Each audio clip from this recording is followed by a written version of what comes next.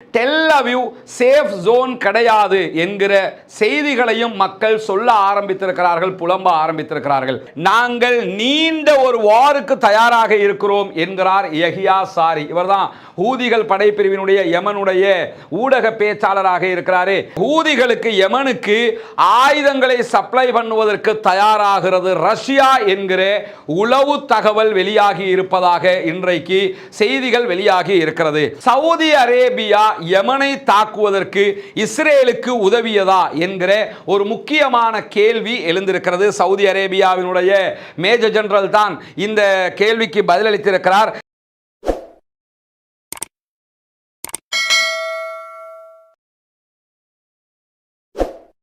அஸ்ஸலாமு அலைக்கும் வரஹ்மத்துல்லாஹி வபரகாத்துஹு. பேரன்பிற்கினிய சகோதர சகோதரிகளே, உங்கள் அனைவர் மீதும் ஏக இறைவனுடைய அமைதியும் கருணையும் உண்டாகட்டுமாக என்கிற உயரிய பிரார்த்தனைகளோடு 289வது நாளாக காசாவிலும் காசாவை ஒட்டிய பகுதிகளிலும் என்னவெல்லாம் நடந்து வருகிறது, அங்கிருக்கக்கூடிய சுதந்திர போராளிகள் என்னவெல்லாம் செய்து கொண்டிருக்கிறார்கள் என்கிற செய்திகளைத்தான் இன்றைக்கு நாம் பார்க்க இருக்கிறோம்.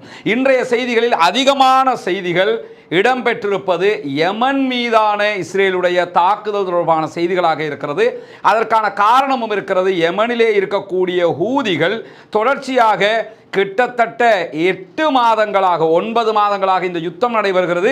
8 மாதங்களுக்கு மேலாக இஸ்ரேலுக்கு ஆதரவான கப்பல்கள், இஸ்ரேலுடைய கப்பல்கள் என்று இஸ்ரேலுக்கு எதிராக பாலஸ்தீனத்திற்கு ஆதரவாக பலவிதமான தாக்குதல்களையும் நடத்தி வந்த அதே நேரம் இஸ்ரேலுடைய தலைநகர் டெல் அவிவுக்கு உள்ளேயே சென்று அவர்களுடைய ட்ரோன் அட்டாக் செய்திருந்தது. அதற்கு பதிலடியாகத்தான் இஸ்ரேல் தற்போது யமனை தாக்கி இருந்தது.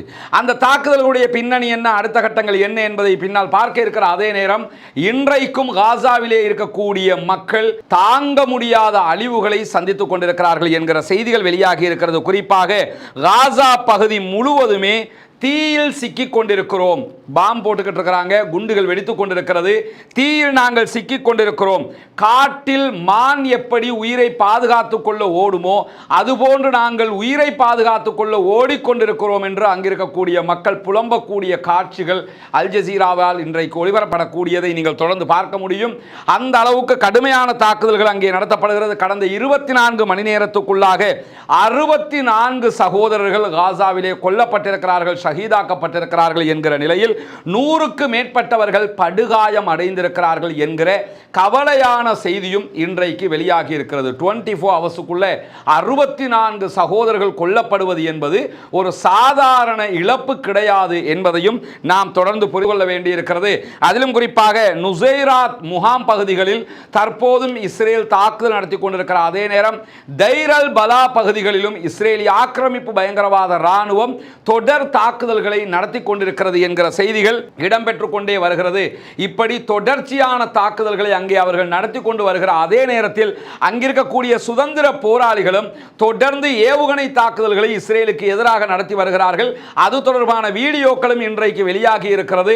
அதிலே நம்மால் எந்த வீடியோக்களை காட்சிப்படுத்த முடியுமோ அந்த வீடியோக்களை பின்னால் நாம் பார்க்க இருக்கிறோம். இப்படி 2 தரப்புக்கும் இடையிலான சண்டைகள், மோதல்கள் உக்கிரமடைந்து கொண்டிருக்கிறது. சுதந்திர போராளிகளை பொறுத்தவரையில் இந்த யுத்தத்திலே தங்களுடைய நாட்டை மீட்டுக் கொள்ள வேண்டும் என்பதில் மிக உறுதியாக இருந்து போராடுகிற அதே நேரம் அவர்களுக்கு ஆதரவாக லெபனானிலே இருந்து ஹிஸ்புல்லாக்களும், யமனிலே இருந்து ஹூதிகளும், ஈராக்கிலே இருந்து ஈராக்கினுடைய ஒரு பிரிவுமாக ஈரானுடைய வழிகாட்டல்களில் மொத்தமாக உதவிகளை செய்து கொண்டிருக்கிறார்கள் என்பதை நாம் தொடர்ச்சியாக அறிந்து வைத்திருக்கிறோம். இந்த மாதிரியான நேரத்தில் தான் இஸ்ரேலுக்கு எதிராக, இஸ்ரேலுடைய டெல் அவிவ் தலைநகரத்துக்கு எதிராக ஆல்ரெடி தாக்குதல் நடத்தி இருந்தது யமனிலே இருக்கக்கூடிய ஹூதிகள். இன்றைய தினம் இஸ்ரேலிலே ஒரு பாரிய ஆர்ப்பாட்டம் நடைபெற்றிருக்கிறது. அந்த ஆர்ப்பாட்டத்திலே உடனடியாக யுத்தத்தை முடிவுக்கு கொண்டு வர வேண்டும் என்கிற கோரிக்கைகளோடு டெல் அவிவ் சேஃப் ஜோன் கிடையாது என்கிற செய்திகளையும் மக்கள் சொல்ல ஆரம்பித்திருக்கிறார்கள், புலம்ப ஆரம்பித்திருக்கிறார்கள். உலகத்திலேயே ரொம்ப பாதுகாப்பான இடங்கள்ல ஒன்றாக சொல்லப்பட்ட டெல் அவிவை சுற்றி வைக்கப்பட்டிருந்த அயன் டோம் என்று சொல்லி பலவிதமான பாதுகாப்பு சிஸ்டங்களையும் தாண்டி ரேடாரிலேயே சிக்காமல் உள்ளே நுழைந்து அட்டாக் பண்ணியது யமனுடைய தாக்குதல் ட்ரோன். இந்த ட்ரோனை பொறுத்தவரை இன்றைக்கு அறிவித்திருக்கக்கூடிய ஒரு செய்தி, இஸ்ரேலால் வெளியிடப்பட்டிருக்கக்கூடிய ஒரு செய்தி தான், இந்த ட்ரோன் முழுக்க முழுக்க யமனுடைய தயாரிப்பு என்று அவர்களே அறிவித்திருக்கிறார்கள்.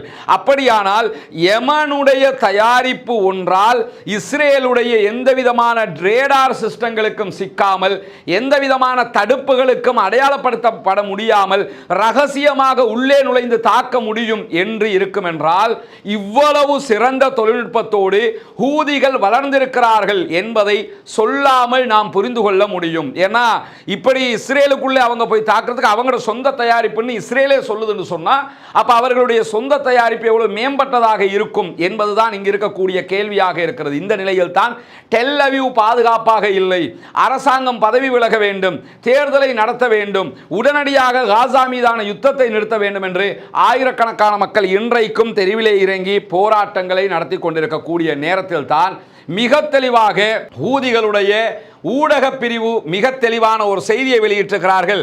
குறிப்பாக நாங்கள் நீண்ட ஒரு வாருக்கு தயாராக இருக்கிறோம் என்கிறார் யஹியா சாரி. இவர்தான் ஹூதிகள் படைப்பிரிவினுடைய யமனுடைய ஊடக பேச்சாளராக இருக்கிறாரு. மிக தெளிவாக ready for long war with Israel என்று சொல்லி அறிவிச்சிருக்கிறாரு. இஸ்ரேலோடு ஒரு நீண்ட நெடிய யுத்தத்திற்கு நாங்கள் தயாராக இருக்கிறோம். ஏன்னா அவங்க அப்படி ஒரு யுத்தத்தை இவங்களே எதிர்பார்த்துக்கிட்டு இருக்கிறாங்கிறத பல விடுத்தங்கள் அவர்கள் சொல்லி இருக்கிறார்கள். இந்த நிலையில் தான் இந்த யமன் மூலமாக இஸ்ரேல் மீது தாக்குதல் நடத்தப்பட்டதோடு இஸ்ரேல் சார்பாக யமனிலே இருக்கக்கூடிய ஹொதைதா துறைமுகத்தின் மீது பாரிய தாக்குதல்கள் நடத்தப்பட்டிருக்கிறது. அந்த தாக்குதல் தொடர்பாக இன்றைக்கு செய்திகளை வெளியிட்டிருக்கக்கூடிய ஹூதிகளுடைய செய்தி தொடர்பாளர்கள் இன்னொருவராக இருக்கக்கூடிய முகமது அப்துல் சலாம் என்பவர் அல் ஜசீராவுக்கு பேசும்போது என்ன சொல்றாருன்னா, எந்த விதமான ரெட் லைனும் எங்களுக்கு கிடையாது, இதுதான் ரெட் லைன், இதை தாண்டி போகக்கூடாதுங்கிற ரூல் எல்லாம் எங்களுக்கு கிடையாது, கண்டிப்பாக இதற்கு பதிலடி தருவோம். இஸ்ரேலுடைய டெல் அவீவ்ல இருக்க எந்த அளவுக்கு அவங்க எச்சரிக்கை கொடுத்திருக்காங்கன்னு கேட்டா, உயிரை பாதுகாத்துக் கொண்டு சேஃப் ஜோனுக்குள்ள போக நினைக்கிறவங்க டெல் அவீவை விட்டு வெளியேறுங்கள் என்று இன்றைக்கு யமன் அறிவித்திருக்கிறது. யமன்ல இருக்கக்கூடிய ஹூதி ஆட்சியாளர்கள் அறிவித்திருக்கிறார்கள், டெல் அவீவ்ல இருக்கக்கூடிய மக்கள் உங்களுக்கு பாதுகாப்பு வேணும்னா டெல் அவீவை விட்டு வெளியே போங்க, ஏன்னா கன்ஃபார்மா நாங்க டெல் அவீவுக்கு அடிப்போம் அப்படின்னு சொல்லி இருக்கிறாங்க. அது எந்த அளவு தூரம் சாத்தியப்பட போகிறது, ஒரு நீண்ட ஓராக எந்த அளவு தூரம் போக போகிறது என்பதை நாம் பொறுத்திருந்து பார்க்க வேண்டி இருக்கிறது. இந்த நேரத்தில் தான் இன்றைக்கு வெளியாகி இருக்கக்கூடிய யமன் பற்றிய செய்திகளும் இஸ்ரேல் பற்றிய செய்திகளிலும் யமன்ல இருந்து ஏவப்பட்ட ராக்கெட்டுகளை இடைமறித்திருக்கிறோம் என்கிறது இஸ்ரேலிய ராணுவம். குறிப்பாக இஸ்ரேலுடைய ஏரோ 3 ஏவுகணை பாதுகாப்பு அமைப்பு யமன்ல இருந்து ஏவப்பட்ட ராக்கெட்டை சுட்டு வீழ்த்தியதாக இஸ்ரேல் அறிவித்திருக்கிறது. எப்படி அயன் டோம் இருக்குதோ அதே மாதிரி ஏரோ 3, ஏரோ 4, ஏரோ 2, ஏரோ 1 என்று சொல்லி அவங்க ஒவ்வொரு எல்லைக்கு ஏற்ற மாதிரி சில பாதுகாப்பு சிஸ்டங்களை வச்சிருக்காங்க. அயன் டோம் தான்.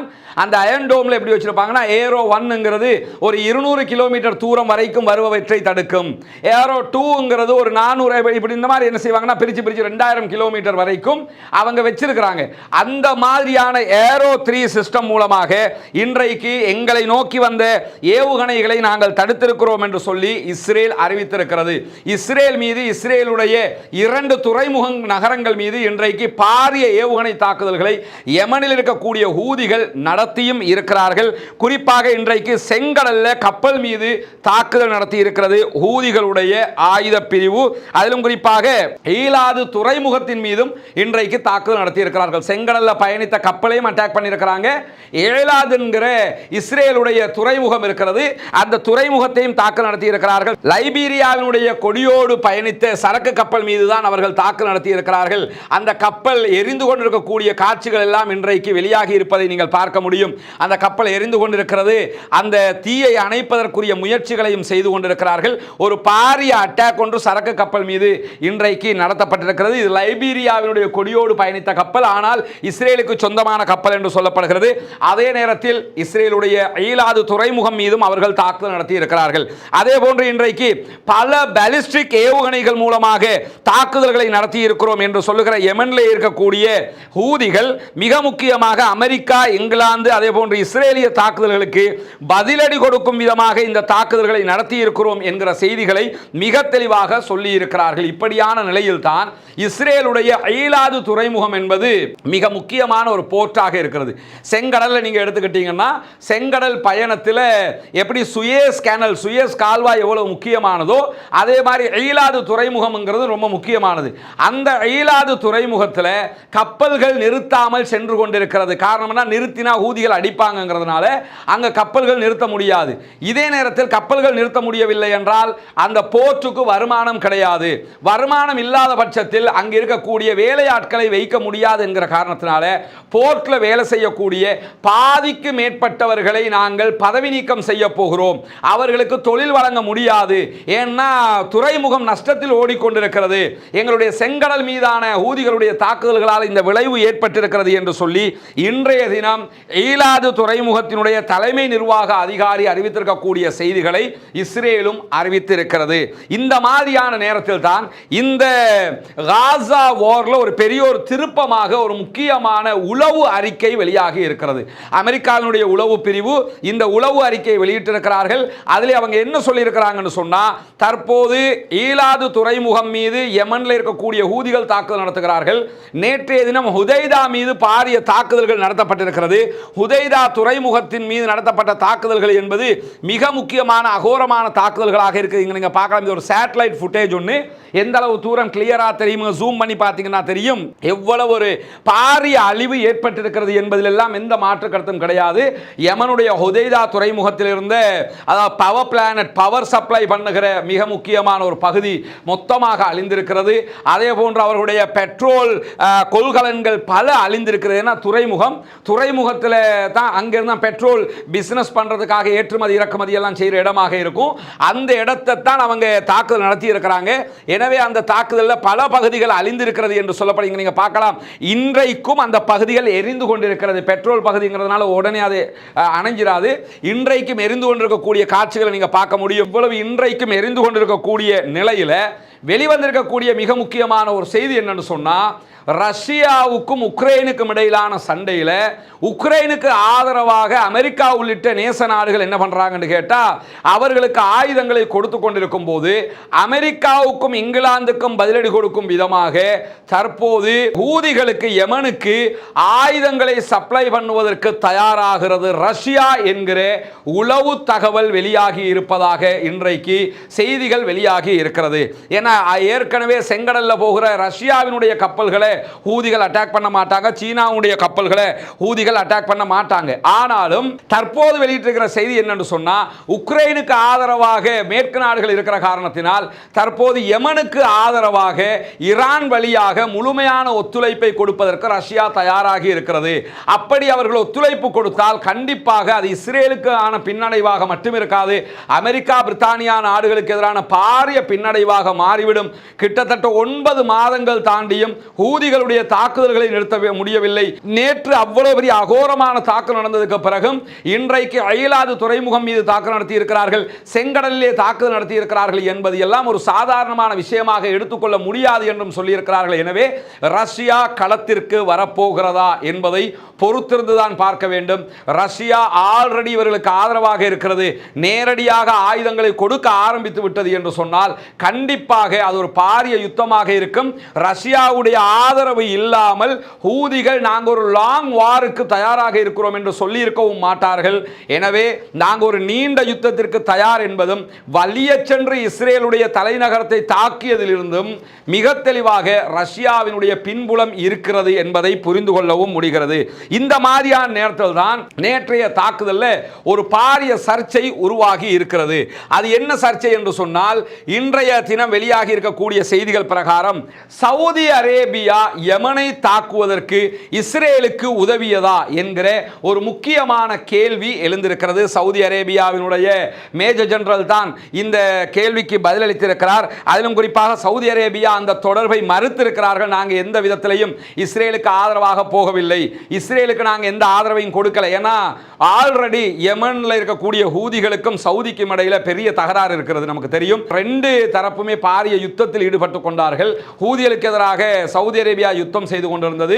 சவுதி அரேபியாவினுடைய அரம்கோ வரைக்கும் ஹூதிகள் அட்டாக் பண்ணினத்தோடு தான் அந்த யுத்தம் ஓரளவுக்கு தணிந்தது. காரணம் என்னன்னு கேட்டா, சவுதி யமன் பார்டர்ங்கிறது சவுதி அரேபியாவுக்கு ரொம்ப முக்கியமானது. நிறைய எண்ணெய் கிணறுகளை கொண்ட பகுதி, அரம்கோவினுடைய மிக பிரம்மாண்டமான பகுதிகளை கொண்ட பகுதி அது. எனவே அந்த இடத்துக்கு இவர்களுடைய தாக்குதல் நடத்தினார்கள் என்று சொன்னால் சவுதியினுடைய பொருளாதாரம் பாரிய அளவில் வீழ்ச்சி அடையும் என்கிறதுனால தான் யுத்தமே முடிவுக்கு வந்தது. அப்படி இருக்கும்போது ஹுதைதா குண்டுவெடிப்பில் சவுதி அரேபியாவுக்கு எந்த ஒரு தொடர்பும் கிடையாது என்று சொல்லி சவுதி பாதுகாப்பு அமைச்சகத்தினுடைய செய்தி தொடர்பாளர் பிரிகேடியர் ஜெனரல் துருக்கி அல் மலிகி என்கிறவர், இவர்தான் அவர், பிரிகேடியர் துருக்கி அல் மலிகி என்கிறவர், இன்னைக்கு அவர் என்ன சொல்லியிருக்கிறார்னா, எங்களுக்கும் அந்த அட்டாக்குக்கும் சம்பந்தம் இல்லைங்கிறாரு. சம்பந்தம் இல்லைங்கிறது வரவேற்கத்தக்கது, அதுல மாற்று கருத்து இல்லை. ஆனா எங்க டவுட் உண்டாகுதுன்னு சொன்னா, இந்த தாக்குதலுக்காக பயன்படுத்தப்பட்ட, அதாவது இஸ்ரேலுடைய போர் விமானங்கள் எப்படி சவுதி அரேபியாவை மீறி யமனை தாக்குதல் நடத்தியது. ஏன்னா யமன் அடிச்சாங்க இஸ்ரேலுக்கு, சவுதியை தாண்டி தான் போய் அடிச்சாங்க. அதே நேரத்தில் இப்ப யமனுக்கு சவுதி தாக்கி இருக்குது, எப்படி அவர்கள் தாக்குதல் நடத்தினார்கள். குறிப்பாக இஸ்ரேலுடைய F-35, இந்த F-35 விமானங்கள் தான் உலகத்திலேயே மிக வேகமான தாக்குதல் விமானங்கள் என்று சொல்லப்படுகிறது. இந்த F-35 விமானங்கள் 20 விமானங்கள் சவுதி அரேபியாவினுடைய வான்பரப்புக்கு மேலாக வந்துதான் ஹூதிகளை தாக்கி இருக்கிறாங்க.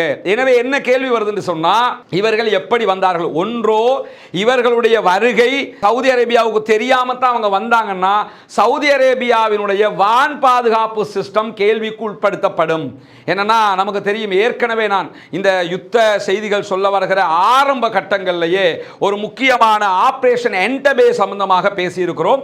பார்க்காதவர்கள் நீங்க ஆபரேஷன் என்டபே என்று என்னுடைய சேனல்ல போய் பார்த்தீங்கன்னா தனியாக நம்ம பேசியிருக்கிறோம். அந்த ஆபரேஷன் என்டபே, அதுல இஸ்ரேல் என்ன பண்ணாங்கன்னா, கிட்டத்தட்ட 8 நாடுகளை தாண்டி சென்றுதான் தங்களுடைய நாட்டு பணைய கைதிகளை பிடித்து வைத்திருந்த இடி அமீனுடைய நாட்டில் இருந்து என்ன செய்வாங்கன்னு சொன்னா, என்டபே விமான நிலையத்திலிருந்து அவங்களை மீட்டு கொண்டு வந்தாங்க.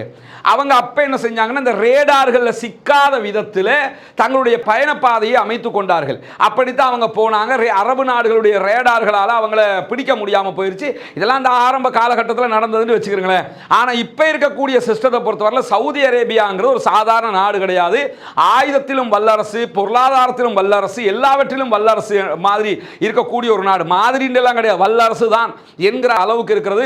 உலகத்திலேயே அதிகமாக ஆயுதங்களை இறக்குமதி செய்யக்கூடிய 5 நாடுகளில் மிக முக்கியமான ஒரு நாடு அது. அவ்வளவு படுபயங்கரமான ஆயுதங்களை எல்லாம் வைத்துக் கொண்டிருக்கிறார்கள். அப்படி ஆயுத பலம் கொண்ட, ராணுவ பலம் கொண்ட சவுதி அரேபியா தன்னுடைய வான் பாதுகாப்பு சிஸ்டங்களை எல்லாம் பலமாக வைத்துக் கொண்டிருப்பார்கள். அப்படி இருக்கும்போது அவர்களுடைய வான்வழியாக 20 விமானங்கள், F-35 விமானங்கள் ஹுதைதா துறைமுகத்தில் 20 நிமிடங்களுக்கு மேல் தாக்குதல் நடத்திவிட்டு மீண்டும் வந்த வழியே திரும்பி போயிருக்கிறது என்றால், ஒன்றோ சவுதி அரேபியா அறிந்தே இந்த பயணத்திற்கு அனுமதி வழி விட்டு இருக்கிறது. அவங்களுக்கு தெரியும் நடக்கிறது நடக்கட்டும் என்று இருந்திருப்பாங்க. இல்லை என்று சொன்னால் அவர்களுடைய வான் பாதுகாப்பு என்பது கேள்விக்குள்ளாகிறது. நினைச்ச மாதிரி சவுதியினுடைய பேஸ் பாதுகாப்புங்கிறது பலமாக இல்லை. ஏன்னா அவங்களோட எல்லையை தாண்டி வர்றதா இருந்தால் என்ன செஞ்சிருக்கணும்னு கேட்டால், ஒன்றோ உடனடியாக சவுதி அரேபியா அந்த வந்த விமானங்கள் மீது தாக்குதல் அட்டாக் பண்ணியிருக்கணும். எங்களுடைய வான் பாதுகாப்பா, வான் பரப்பை நீங்க பயன்படுத்தி இருக்கிறீங்க அப்படின்னு சொல்லி அட்டாக் பண்ணியிருக்கணும். குறைஞ்சபட்சம் இதுவரைக்கும் சவுதி அரேபியா எங்களுடைய வான் பரப்பை நீங்கள் பயன்படுத்தி இருக்கிறீர்கள் என்கிற குற்றச்சாட்டை கூட இஸ்ரேல் மீது முன்வைக்க தயாரில்லை. இந்த அறிக்கையில கூட அவங்க முன் வச்சிட்டாங்கன்னா அதை நம்ம உங்களுக்கு சொல்லிடுவோம், அது வேற. இதுவரைக்கும் வெளிவந்த எந்த அறிக்கைகள்லையுமே சவுதி அரேபியா எங்களுடைய வான் பரப்பை ஏன் நீங்க பயன்படுத்தினீங்க அப்படின்னு சொல்லி இஸ்ரேல் மேல கேள்வி எழுப்பல, அல்லது எங்களுடைய வான் பரப்பை நீங்க அத்துமீறி பயன்படுத்திட்டீங்க என்கிற குற்றச்சாட்டை வைக்கல, அல்லது எங்களுடைய வான் பாதுகாப்புல எங்களுக்கு குறை இருக்குது என்று அவர்கள் தங்களுடைய குறையை ஒத்துக்கொள்ளவும் இல்லை. யானை என்ன சொல்றாங்கன்னா, நாங்க இதுக்கு சப்போர்ட் பண்ணல, அவங்க வந்தாங்க அடிச்சாங்க போனாங்கன்னு சொன்னா, வந்தாங்க அடிச்சாங்க போனாங்கன்றே வச்சுக்கிருவோம். உன்னுடைய நாட்டினுடைய பாதுகாப்பு என்னத்துக்காகும், உன்னுடைய நாட்டினுடைய லட்சணம் என்ன என்கிற ஒரு கேள்வி எழுகிறது. இதையே ஈரானுக்கு மேல போக முடியுமா? சும்மா யோசிச்சு பாருங்க. ரஷ்யாவுக்கு மேல அப்படி பறக்க முடியுமா? அடிச்சு தூக்க மாட்டாங்களா? சுட்டு வீழ்த்தி விட்டுருவாங்க. ரஷ்யாவுக்கு மேலேயோ அது சைனாவுக்கு மேல போக முடியுமா? அடிச்சு தூக்கிட்டு போய்கிட்டே இருப்பான். அந்த மாதிரி எந்த ஒரு இலங்கைக்கு மேல கூட எந்த ஒரு விமானமும் எந்த ஒரு நாட்டினுடைய வான்பரப்பையும் அனுமதி இல்லாமல் பயன்படுத்தக்கூடாது. அனுமதி இல்லாமல் பயன்படுத்தினா அவங்களுக்கு எதிர்த்து அட்டாக் பண்ண முடியும். அப்படி இருக்கும்போது ஏன் சவுதி அரேபியா எதிர்த்து அட்டாக் பண்ணல? ஏன் சவுதி அரேபியா இன்னும் இஸ்ரேலை கண்டிக்கல? ஏன் சவுதி அரேபியா இந்த வேலையெல்லாம் செய்யாம இருக்குது? சில நேரங்களில் நம்முடைய எதிரி தானே, அடியை வாங்கிட்டு போகட்டும் என்று இருக்கிறார்களா? ஏன்னா நம்ம பார்க்குறோம்ல, காசா விவகாரத்தில் அவங்க லட்சணத்தை பார்க்குறோம். இவ்வளவு அநியாயம் நடந்துகிட்டு இருக்குது. காசாவுக்கு ஆதரவாக நிற்கிறவனுக்கு உள்ள பூந்து வந்து அடிச்சிருப்ப F-35 விமானங்கள் 20 விமானம் வர்றதுங்கிறது சின்ன விஷயம் கிடையாது. இந்த அட்டாக் யமன் மேல நேற்று அடிச்ச அட்டாக் இருக்குது. நம்ம காசாவுக்கு ஆதரவாக யமன் இருக்கிறது என்பதற்காக யமன் எப்படி தெரியுமா, அந்த மாதிரி எல்லாம் பேச வேண்டிய அவசியம் இல்லை. நேற்று யமன் மீது அடித்த அடி என்பது பயங்கரமான அட்டாக். அது சின்ன அட்டாக்லாம் F-35 விமானம் உள்ள வருகுதுன்னு சொன்னா வந்து அவ்வளோ, அதுவும் 20 விமானங்கள், ஒரு விமானம் ஒரே அட்டாக் வச்சாலும் 20 அட்டாக் நடந்திருக்கிறது. கிட்டத்தட்ட 6 பேர் இதுவரைக்கும் யமன்ல கொல்லப்பட்டிருக்கிறார்கள். 80க்கும் மேற்பட்டவர்கள் படுகாயம் அடைந்திருக்கிறார்கள். அதனால இந்த தாக்குதல் வந்து இப்ப வருகிற செய்திகளை பார்க்கும்போது சின்ன தாக்குதல்லாம் கிடையாதுங்க, படு பயங்கரமான தாக்குதல். அதெல்லாம் ஹிஸ்டாரிக்கல் அட்டாக்னு சொல்லுவாங்கள்ல, வரலாற்று தாக்குதல்கள். அந்த மாதிரியான ஒரு படு பயங்கரமான தாக்குதலை தான் யமன் மீது நடத்தி இருக்கிறார்கள். பொய்க்கெல்லாம் உட்காந்துக்கிட்டு இல்லை அந்த தாக்குதல் ஒரு சின்ன தாக்குதல் தான், அது பெட்ரோல் டேங்குங்கிறதுனால தான் எரிஞ்சிச்சு என்கிறதையெல்லாம் சொல்ல முடியாது. பெட்ரோல் டேங்க் தான் எரிஞ்சிருக்கிறது, அதில் மாற்று கருத்து இல்லை. பக்கத்தில் இருந்த பவர் பிளானட் எரிஞ்சிருக்கிறது, மாற்று கருத்து இல்லை. ஹுதைதா துறைமுகத்தினுடைய சேட்டலைட் ஃபுட்டேஜை நம்ம இப்போ காட்டி நம்மளுக்கு எப்படி அழிவுகள் வந்து இன்ன வரைக்கும் எரிஞ்சுக்கிட்டு இருக்குதுன்னு சொன்னால், எப்படி அடிச்சான் அவன் விமானத்தில்? அவன் இவங்க அடிச்சது ஆளில்லா விமானம். அவன் ரியல் விமானத்தில் வந்து அட்டாக் பண்ணிட்டு போனான். அப்ப ரியல் விமானத்தில் வந்து அட்டாக் பண்ணிட்டு போயிருக்கானே. சவுதி அரேபியாவுக்கு இது தெரியவில்லை என்பது முட்டாள்தனமான வாதம் என்பதையும் நாம் புரிந்து கொள்ள வேண்டும். எது எப்படி போனாலும் இந்த தாக்குதலுக்கு நாங்கள் பழி வாங்கியே தீருவோம் என்கிறது ஹூதிகள். ஆனால் இதுவரைக்கும் சவுதி விவகாரத்தில் ஹூதிகள் எந்த கருத்துக்களையும் சொல்லவில்லை. சில நேரங்களில் இதுக்கு பிறகு அவங்க சொல்லலாம், உண்மையிலேயே சவுதி தரப்பு அனுமதியோடு தான் இந்த தாக்குதல் நடந்திருக்கும் என்று இருக்குமாக இருந்தால் ஹூதிகள் மீண்டும் சவுதி அரேபியாவோடு சண்டையை ஆரம்பிப்பார்கள் என்பதிலே எந்த மாற்று கருத்தும் இல்லை என்பதையும் நம்ம புரிஞ்சுக்கிற வேண்டி இருக்கிறது. இதே நேரத்தில் இந்த ஹுதைதாவினுடைய தாக்குதல்களை பொறுத்தவரையில் அங்கே இருக்கக்கூடிய ஹூதிகள் சொல்லியிருக்கக்கூடிய ஒரு செய்தி என்னன்னு சொன்னால், நாங்கள் வந்து யமனில் இருக்கக்கூடிய ஹூதிகளும் பாலஸ்தீனத்தில் இருக்கக்கூடிய சுதந்திர போராளிகளும் லெபனானில் இருக்கக்கூடிய ஃபோர்ஸஸும் ஈராக் மற்றும் ஈரானில் இருக்கக்கூடிய அத்தனை பேருமே இணைந்து தான் செயல்படுகிறோம். எனவே இதற்கு பதிலடி நிச்சயம் என்பதை மிக தெளிவாக சொல்லியிருக்கக்கூடிய அதே நேரம் இன்றைக்கு வெளியாகி இருக்கக்கூடிய இன்னும் ஒரு முக்கியமான செய்தி என்னவென்று சொன்னால், நமக்கெல்லாம் தெரியும் இஸ்ரேலுடைய பிரதமர் பெஞ்சமின் நெத்தன்யாகு அமெரிக்கா பயணிக்கிறார். குறிப்பாக அவர் நாளைய தினம் அமெரிக்கா செல்ல இருக்கிறார். நாளை பிற்பகல் ஜனாதிபதி ஜோ பைடனோடு அவருக்குரிய மீட்டிங் அரேஞ்ச் பண்ணப்பட்டிருக்கிறது. நாளை மறுநாள் அவர் அமெரிக்காவினுடைய காங்கிரஸிலே உரையாற்ற இருக்கிறார். அப்படி உரையாற்றும் போது அவருக்கு எதிராக பாரிய ஆர்ப்பாட்டங்கள் நடத்துவதற்கான ஏற்பாடுகளும் செய்யப்பட்டிருக்கிறது. 2022 டிசம்பர்ல பெஞ்சமின் நெத்தன்யாகு பிரதமராக தெரிவு செய்யப்பட்டதற்கு பிறகு முதல் தடவையாக நெத்தன்யாகு அங்க போறார், அமெரிக்காவுக்கு போறார். போகும்போது அமெரிக்காவில் ஒரு பாரிய ஆர்ப்பாட்டத்திற்கு ஏற்பாடு செய்யப்பட்டிருக்கிறது. அதனுடைய அந்த விளம்பரங்களை தான் நீங்க பார்க்குறீங்க. அமெரிக்கா முழுவதும் இந்த விளம்பரங்கள் ஈடப்பட்டிருக்கிறது. குறிப்பாக கேபிட்டல் சிட்டியை வந்து வாங்க நம்ம சுற்றி வளைக்க வேண்டி இருக்கிறது, அரெஸ்ட் நெத்தன்யாகு என்று சொல்லி ஜூலை 24ஆம் தேதி அதுக்குரிய வாகன ஏற்பாடுகளை எல்லாம் செய்திருக்கிறோம். எங்க இருந்து எத்தனை மணிக்கு ஸ்டார்ட் ஆகுது என்கிற பெரிய ஒரு நீண்ட பட்டியலையே வெளியிட்டிருக்கிறார்கள். அமெரிக்காவிலே இந்த ஆர்ப்பாட்டம் நடக்க இருக்கிறது. அதிலே நியூயார்க்ல நடக்க இருக்கிறது, அட்லாண்டா, அதாவது ஜோர்ஜியா மாநிலத்தினுடைய அட்லாண்டாவில் நேரம் கொடுத்திருக்கிறாங்க. எங்கெல்லாம் நடக்குதுன்னு சொல்லி பாருங்க. அதே மாதிரி மேரிலாண்டில், அதே போன்று பாஸ்டன்ல நடக்கிறது, நியூயார்க்ல 2 இடத்துல நடக்கிறது. அதுக்குரிய லிஸ்டையும் போட்டிருக்காங்க. இது நம்முடைய வாட்ஸ்அப் அதே போன்று நம்முடைய டெலிகிராம் சேனல்லையும் இதை போட்டு விட்டுருவோம். அங்க இருக்கக்கூடிய மக்கள் இதை பார்த்து கொள்ள முடியும். நெத்தன்யாகுவை கைது செய்யுங்கள் என்கிற கோரிக்கை தான் அதிலே விடுக்கப்பட்டிருக்கிறது. எனவே அங்கிருக்கக்கூடிய சகோதரர்களுக்கு இது நிறைய சென்றடைகிற விதமாக இந்த செய்திகள் பரப்பப்பட வேண்டி இருக்கிறது. இந்த மாதிரியான நேரத்தில் தான் இஸ்ரேலுடைய ஹயோம் என்கிற இஸ்ரேலிய நகரத்தின் மீது தாக்குதல் நடத்தி இருக்கிறது ஹூதிகள் என்கிற செய்திகள் வெளியாகி இருக்கிறது. இங்க நீங்க பார்க்கலாம், ஏற்கனவே ஹுதைதா அட்டாக்கு பதிலாக ஈலாட் துறைமுகத்துக்கு அடிச்சிருந்தாங்க. இப்ப வந்து இதை பார்க்கலாம், ஹயோம் சிட்டி, இஸ்ரேலுடைய மிக முக்கியமான ஒரு சிட்டி. அந்த சிட்டியில் ஹூதிகள் நடத்திய ஒரு தாக்குதலுடைய காட்சியை தான் நீங்கள் பார்க்குறீங்க. ஒரு பயங்கரமான ஒரு தாக்குதலை அவர்கள் நடத்தி இருக்கிறார்கள். இதனுடைய விளைவுகள் என்னன்னு கேட்டால், யமனில் நடக்கக்கூடிய அந்த தாக்குதலுடைய விளைவுகளை ஊடகங்கள் அவங்களே அனுமதிச்சிடுறாங்க காட்டுறதுக்கு. யமனுடைய ஊடகங்களே எவ்வளவு அழிவு ஏற்பட்டிருக்குங்கிறத தாராளமாக காட்டுறாங்க ஜனநாயகமாக. ஆனால் இங்கே என்ன நடக்குதுங்கிறத இப்படித்தான் செய்தி வருமே தவிர இதில் எத்தனை பேர் செத்து போயிருக்கிறாங்க, என்ன மாதிரி அழிவுகள் ஏற்பட்டிருக்கிறது என்பதெல்லாம் இதுவரைக்கும் தெரியவில்லை என்கிற நிலையில தான் ஹெஸ்புல்லாக்கள் லெபனானில் இருந்து வடக்கு ஆக்கிரமிக்கப்பட்ட பிரதேசங்களுக்கு இன்றைக்கு மாத்திரம் ஒரே நேரத்தில் 45 ராக்கெட்டுகளும் பிறகு 30 ராக்கெட்டுகளுமாக அதே போன்று 10 ராக்கெட்டுகளுமாக மொத்தமாக 85 ராக்கெட்டுகளை ஏவி இருக்கிறார்கள். இன்றைக்கு லெபனானில் இருந்து ஏவப்பட்ட ராக்கெட்டுகள் எங்களை வந்து தாக்கி இருக்கிறது என்கிற செய்திகளை இஸ்ரேல் ராணுவமும் அறிவித்திருக்கிறது. அப்பர் கலீலி பகுதிகளில் கிட்டத்தட்ட 10 ராக்கெட்டுகள் சரமாரியாக வீசப்பட்டதான செய்திகளும் வெளியாகி இருக்கிறது. அதே போன்று கலீலி பகுதிகளையும் கிட்சூபீம் பகுதிகளையும் தாக்குதல் நடத்தி அழித்திருக்கிறோம் என்கிற செய்திகளையும் இன்றைக்கு ஹெஸ்புல்லாக்களும் வெளியிட்டிருக்கிறார்கள். இப்படி தொடர்ந்து ஹெஸ்புல்லாக்களுடைய அட்டாக் நடைபெறுகிறது. அதே போன்று கஸ்ஸாம் பிரிகேடும் அங்கிருக்கக்கூடிய சுதந்திர போராளிகளும் பாலஸ்தீனத்திலே தாக்குதல் நடத்துகிற நேரத்தில் தான் ஹயோம் மீதான ஒரு பாரிய தாக்குதல் நடத்தப்பட்டிருக்கு. இதனுடைய விளைவுகள் என்ன என்கிறது மற்ற ஊடகங்களில் வெளியாகிற போது அதையும் நாம் உங்களுக்கு கொண்டு வந்து தர தயாராக இருக்கிறோம். இன்றைய செய்திகளில் அதிகமான செய்திகள் பதிவாகி இருப்பது இந்த யமன் மீதான தாக்குதல் தொடர்பான செய்திகளாகத்தான் இருக்கிறது.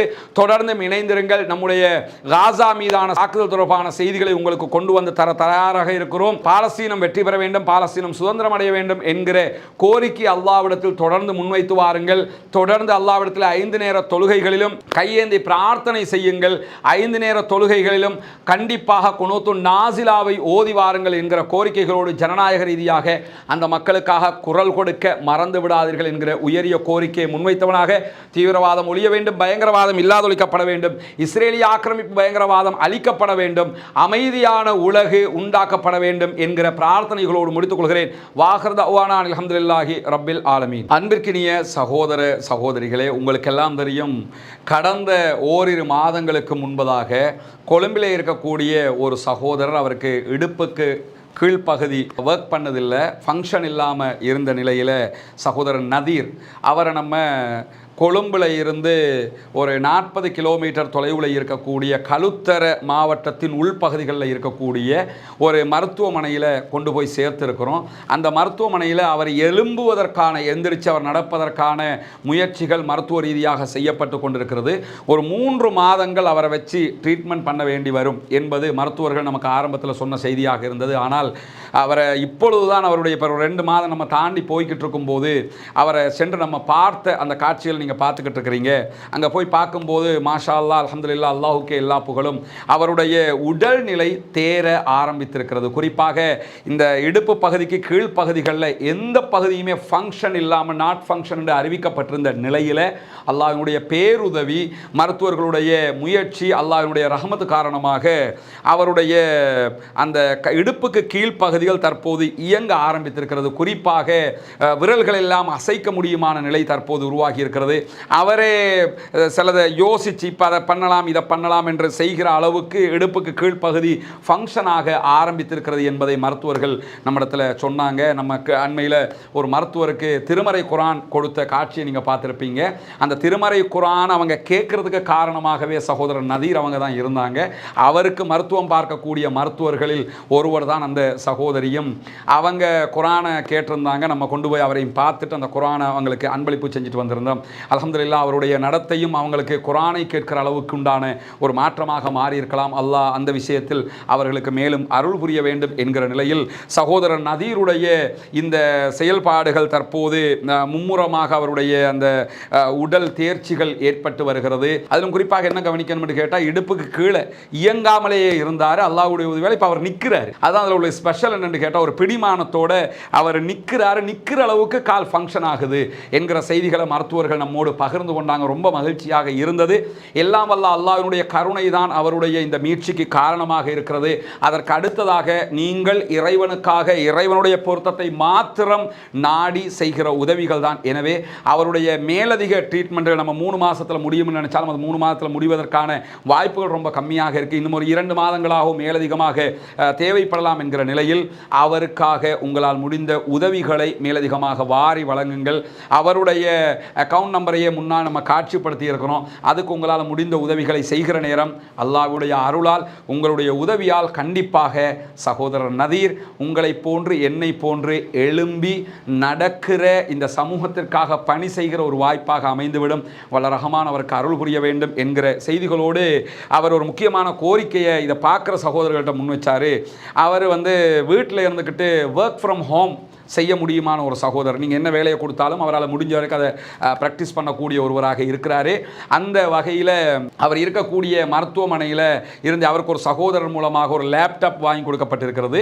அந்த லேப்டாப்பில் இருந்துக்கிட்டே அவர் சில தொழில்களை செய்ய முடியும் என்று சொல்லுகிறார். எனவே அவருக்கு ஒர்க் ஃப்ரம் ஹோம் கொடுக்கக்கூடிய யாராவது விரும்பினீங்கன்னு சொன்னால் அவர் இருக்கிற இடத்துல இருந்து இந்த மாதிரி வேலையை எனக்கு செஞ்சுதாங்க, அதுக்கு நான் ஒரு சேலரி தர்றேன்னு அவருக்கு நீங்கள் கொடுக்க விரும்பினீங்கன்னா அதுவும் அவருக்கு பேருபகாரமாக இருக்கும். ஏன்னா அவர் நோயாளியாக அங்கே இருக்கிறார், அவருக்கும் குடும்பங்கள் இருக்கிறது என்கிற வகையில் அவரும் சம்பாதித்து தான் அவருடைய அடுத்த கட்ட வேலைகளை செய்ய வேண்டும் என்கிற நிலையும் இருக்கிறதுனால அதற்கான ஒரு பேருதவியாகவும் முடியுமான சகோதரர்கள் அவருக்கு அந்த உதவியை செய்யுங்க. அப்படி ஒர்க் ஃப்ரம் ஹோம் அவருக்கு கொடுக்க விரும்புகிற சகோதரர்களும் முன்னால் காட்சிப்படுத்தப்படுகிற என்னுடைய தொலைபேசி இலக்கத்திற்கு தொடர்பு கொள்ளுங்கள். வாட்ஸ்அப் மூலமாக தொடர்பு கொள்ள முடியும், தொலைபேசி மூலமாக தொடர்பு கொள்ள முடியும். அப்படி தொடர்பு கொள்ளுங்கள், அதற்கான உதவியையும் முடிந்தவர்கள் செய்யுங்கள் என்பதுதான் நம்முடைய மிக முக்கியமான கோரிக்கையாக இருக்கிறது. எனவே சகோதரர் நதீர் விரைவில் எழும்பி நம்மை போன்று நடப்பதற்கு இறைவனிடம் பிரார்த்தனை செய்ய மறந்து விடாதீர்கள். அல்லாஹு தாலா அவருடைய உடல் ஆரோக்கியத்தை பெருக்கிக் கொண்டே இருக்கிறான். அது முழுவதுமாக உடல் ஆரோக்கியம் பெறுவதற்கு வல்ல ரஹ்மான் அருள் புரிவானாக. வாஹ்ரு தஅவானா அல்ஹம்துலில்லாஹி ரப்பில் ஆலமீன்.